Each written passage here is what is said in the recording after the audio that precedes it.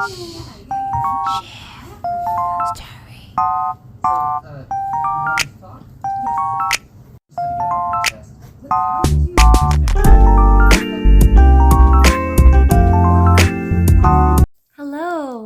it's Kezzy here from Kezzy Arts, and today I wanted to show you a quick tutorial on how to paint an easy pumpkin for beginners. So, if you're interested in that, stick around. Let's go! First, I'm using just a normal sketchbook, multi-purpose use, and a pencil, and some paints, watercolor paints, and a paintbrush, and a little bit larger of a paintbrush. And I have my spray bottle with water.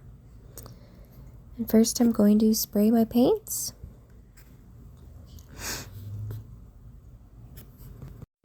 And now I'm going to just start sketching a rough shape of a pumpkin.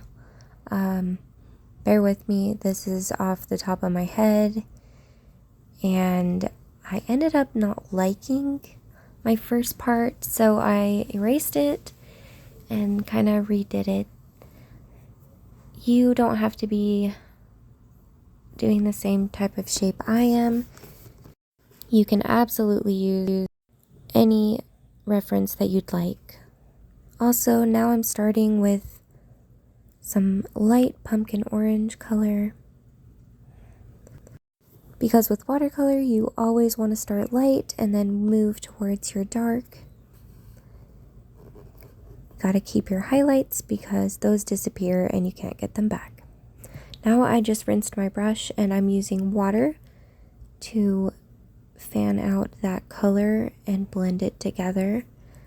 Get rid of some of my harsh lines.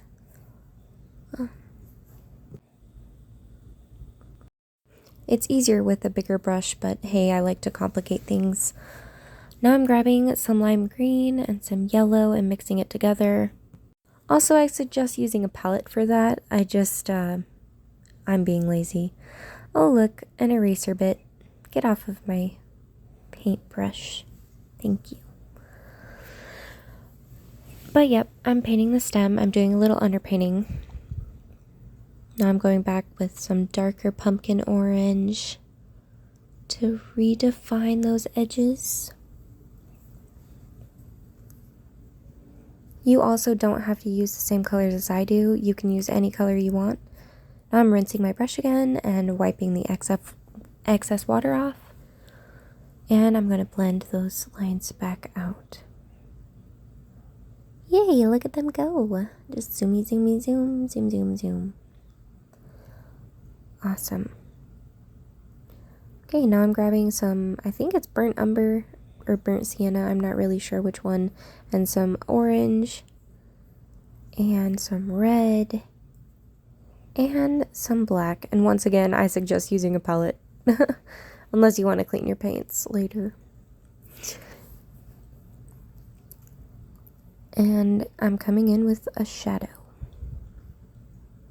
A happy little shadow. Woohoo! Get right behind that stem. Here we go. And of course the bottom of the pumpkin. It must have a shadow.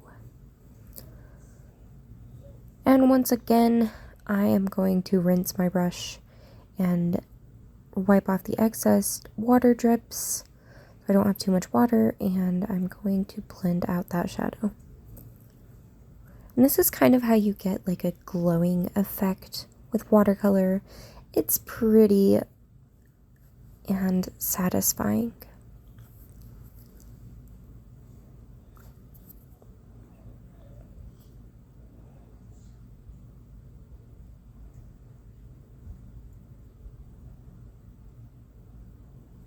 I'm just going to keep blending.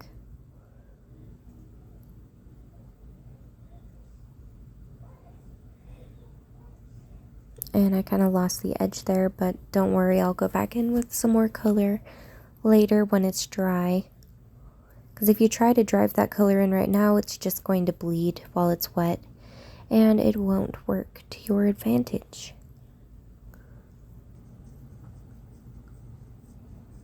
Blending, blending, still blending. Yep.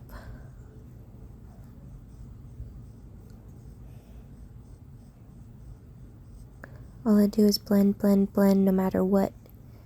Got blending on my mind. Alright, there we go. I'm adding some more pumpkin orange to it.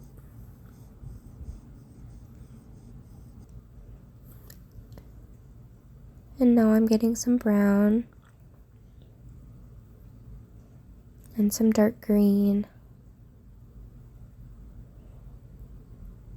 And I'm going back in and I am just going to redefine this stem and give it some texture.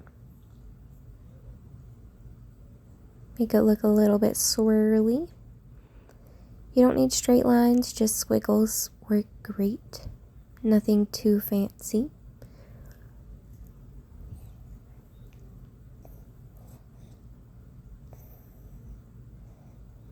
It's looking better already.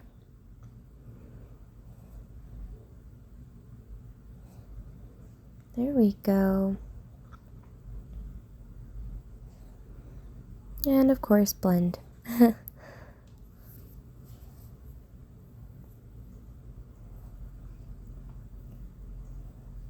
I really like that light green underneath. It looks pretty. Now I'm getting some gray and some of that burnt color, and I'm going to go back underneath the pumpkin for a shadow. And that was definitely too much of that burnt color. Please help me. I cannot remember for the life of me what that color is called. But I'm adding some more gray to that.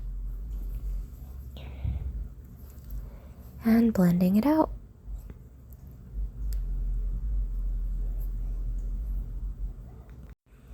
Now I'm going to be adding some blue.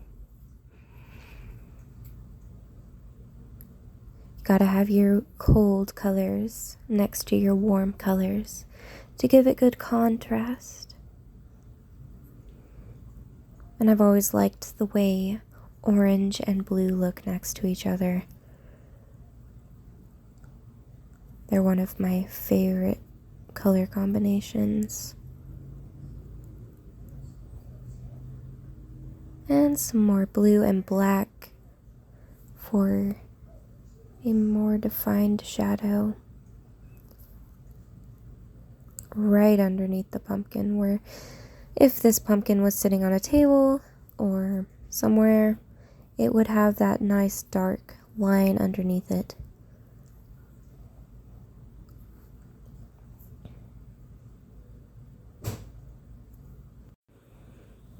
And I'm just going to keep blending. And if you want a less textured sort of paint effect, then use a larger brush. I just really like the texture that it's creating with this small brush. You can see more of the brush strokes. And I like it. It's just what you like. It's your preference. You can change it however you want. Now I'm going to put a little bit of that blue into the pumpkin as if it was reflecting some of the shadowed light back onto the bottom edge of the pumpkin. Once again, I'm going to blend that out and make it look a lot more smooth.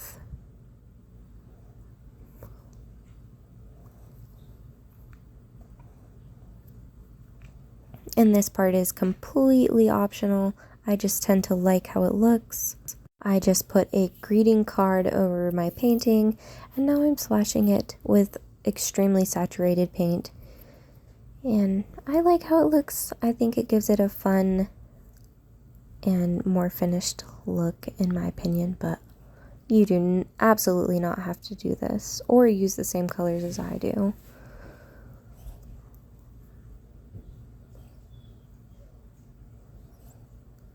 I really love the way this fall pumpkin turned out. Oh, yay. And there you have it, an adorable little pumpkin for fall. So, happy fall, y'all. Happy painting. Bye. Till next time.